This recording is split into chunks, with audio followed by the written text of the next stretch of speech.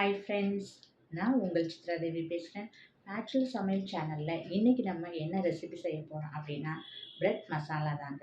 இந்த பிரெட் மசாலா செய்கிறதுக்கு ரொம்ப பெருசாக எதுவும் இன்க்ரீடியன்ட்ஸ் தேவைப்படாது. நம்ம வீட்டில் பிரெட் இருந்தாலே போதும். அந்த பிரெட்டை வச்சு இருக்கிற வெஜிடபிள்ஸை வச்சு ஒரு அழகான ஸ்டொமக் ஃபில்லிங்கான பிரேக்ஃபாஸ்ட்டாகவும் எடுத்துக்கலாம், அல்லது ஈவினிங் ஸ்நாக்ஸாகவும் எடுத்துக்கலாம். இந்த ரெசிபி எப்படி செய்யலாம் அப்படிங்கிறத நம்ம இப்போ வீடியோக்குள்ளே போய் பார்க்கலாம். 6 பிரெட்டு நான் எடுத்து வச்சுருக்கேன். அந்த 6 பிரெட்டையும் ஸ்லைசஸாக கட் பண்ணி வச்சுருக்கேன்.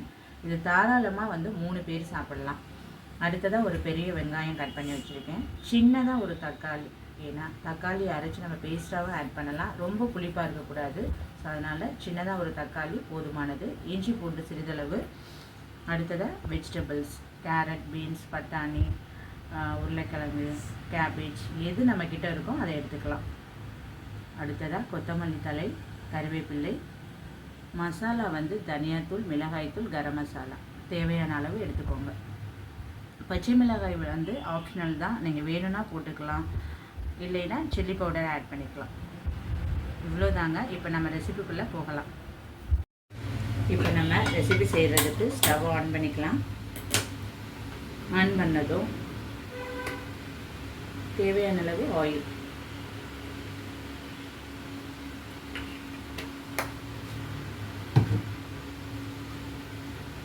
ஆயில் ஹீட் ஆனதும் நம்ம ஆனியனை போட வேண்டியதுதான். ஆனியன் ஹீட் ஆயிடுச்சு. நம்ம இப்போ கட் பண்ணி வச்சுருக்கோம் ஆனியனை போட்டுடலாம்.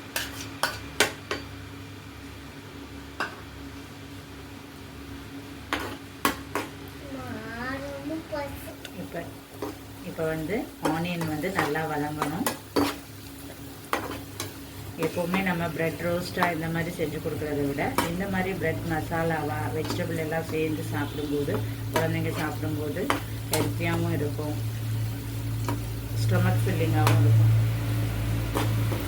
மார்னிங் ஈவினிங் 2 டைமிங்லேயும் நம்ம ஈவினிங் ஸ்நாக்ஸாகவும் பண்ணி கொடுக்கலாம், மார்னிங் பிரேக்ஃபாஸ்ட்டாகவும் நம்ம பண்ணி கொடுக்கலாம்.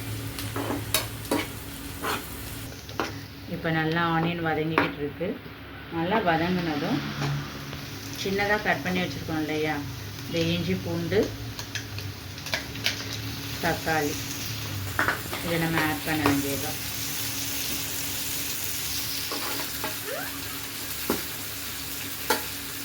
ஒரு சில பசங்க குழந்தைங்க தக்காளியை கட் பண்ணி நம்ம போடும்போது அதை வெளியில் எடுத்து போட்டுருவாங்க. ஸோ அந்த மாதிரியே இருக்கிற குழந்தைங்களுக்கு, சாப்பிடாத குழந்தைங்களுக்கு நம்ம தக்காளியை அரைச்சி பேஸ்ட்டாக ஆட் பண்ணால் பெட்டர் தான். அது உங்களோட சாய்ஸ்.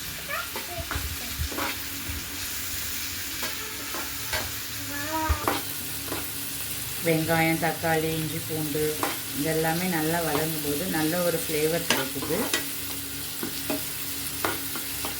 ஒரு 5 மினிட்ஸ் கிட்ட எல்லாமே நல்லா சேர்ந்து வதங்கணும்.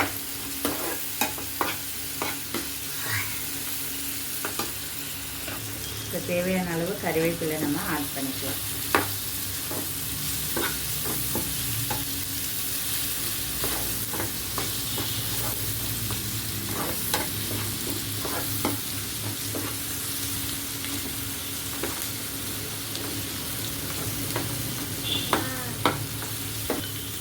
கறிவேப்பிலையை நம்ம குழந்தைங்களும் வெளியில் எடுத்து போடுவாங்க.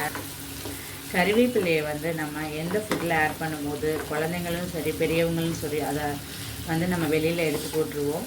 ஸோ கறிவேப்பிலையில் அயன் கண்டென்ட் இருக்குது. நம்ம தினந்தோறும் அதை சிறிதளவு எடுத்துக்கிறணும்.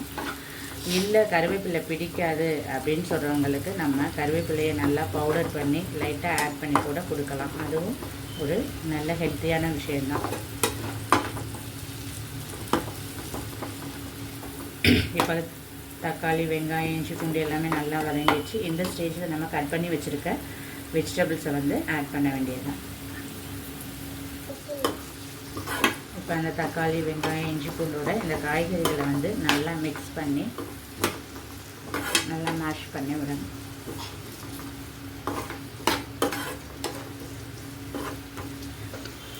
இப்போ நம்ம தேவையான அளவு சால்ட் ஆட் பண்ணிக்க வேண்டியதுதான். இந்த ரெசிபிக்கு நம்ம ஸ்வீட் ப்ரெட்டும் சரி, அல்லது சால்ட் ப்ரெட் எது வேணாலும் ஆட் பண்ணிக்கலாம்.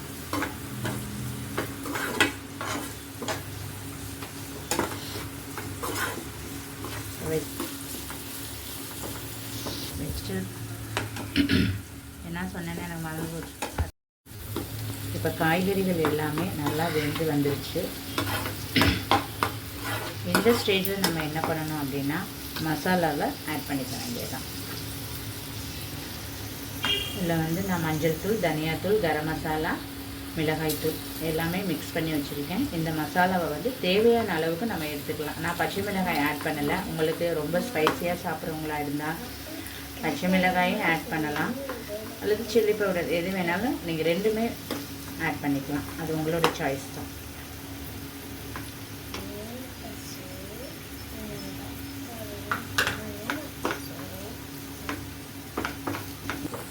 இப்போ இந்த மசாலாவோட நல்ல வெஜிடபிள்ஸை வந்து கலந்து விடணும்.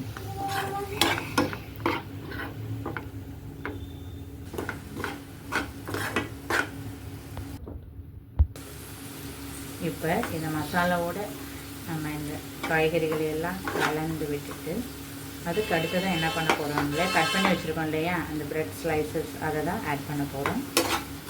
வித்தின் ஒரு 10 மினிட்ஸில் இந்த ரெசிபி ரெடி ஆயிடும்.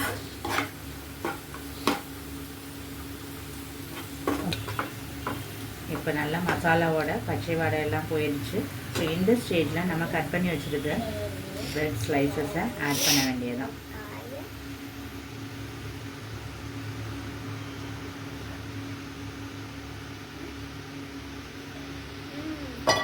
ஆட் பண்ணதுக்கப்புறம்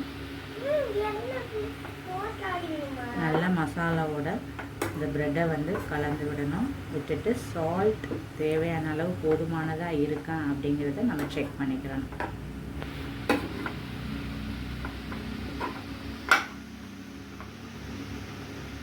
கரண்டியை வச்சே கட் பண்ணிக்கலாம்.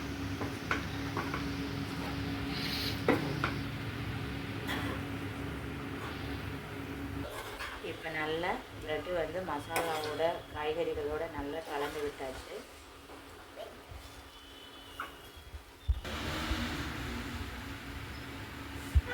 இந்த ஸ்டேஜில் நம்மளுக்கு சோயா சாஸ் வேணும்னா ஆப்ஷனல் தான். உங்களுக்கு அந்த ஃப்ளேவர் பிடிச்சதுன்னா ஆட் பண்ணிக்கோங்க.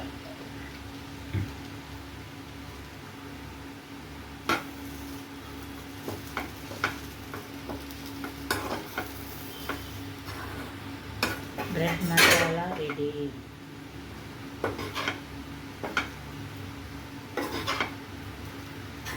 இப்போ நல்லா கலரி விட்டுட்டு நம்ம வந்து மல்லித்தழையை போட்டு கார்னிஷ் பண்ணிக்க வேண்டியதுதான்.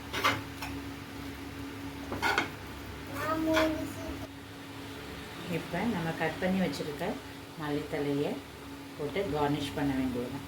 அவ்வளோதான், நம்ம ரெசிபி வந்து முடிஞ்சிருச்சு. ஸ்டவ்வை ஆஃப் பண்ணிடலாம்.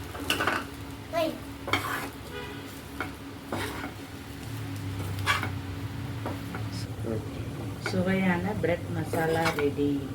குழந்தைங்க எல்லாமே லைக் பண்ணி சாப்பிடுவாங்க. பெரியவங்க எல்லாருக்குமே பிடித்தமான ஒரு ஃபுட்டாக இருக்கும் இது. நீங்கள் செஞ்சு பார்த்துட்டு எப்படி இருந்தது அப்படின்னு கமெண்டில் சொல்லுங்கள் ஃப்ரெண்ட்ஸ். இந்த ரெசிபியை பார்த்ததுக்கப்புறம் லைக் பண்ணுங்கள், ஷேர் பண்ணுங்கள், சப்ஸ்கிரைப் பண்ணுங்கள்.